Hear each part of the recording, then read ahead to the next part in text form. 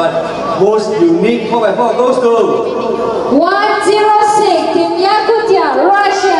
106 team from Yakutia.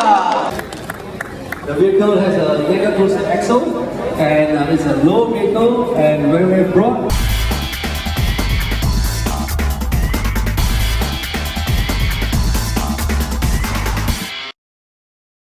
Друзья, многие зрители просят сделать небольшую экскурсию по автомобилю, рассказать, что к чему. Сейчас нас, пока мы ждем эту запчасть, рейку, Иван расскажет про свое детище. Мотор от Majesty 1UZ VTI. Так, подвеска от крузера. Автомат 340. Гиклипин. Максис.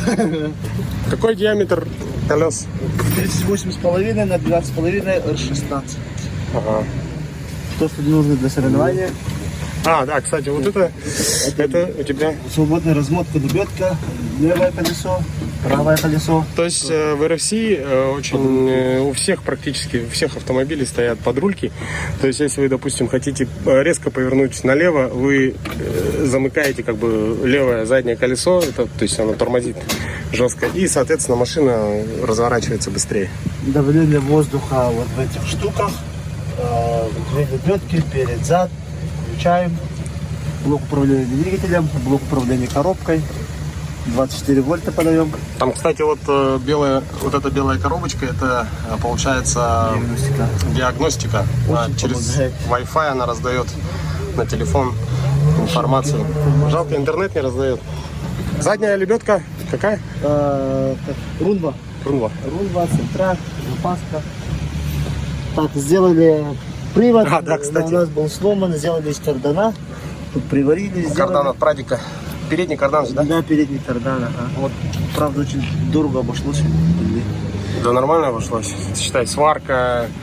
Еще позавтракали мы. Нас покормили там в автосервисе. Очень хорошо приняли. Подходили, спрашивали, что нужно. Это якоря Ивана Артикова. Сделала в уши. О, Ваня будет плакать. Знаешь, трещина здесь. Это вырежем. Это вырежем. Дно плоское, если что, можете посмотреть. Да, кстати, дно. То есть подвеска мегакрузера позволяет повысить очень значительно клиренс автомобиля. То есть впереди вот шишки моста нет. Все плоское.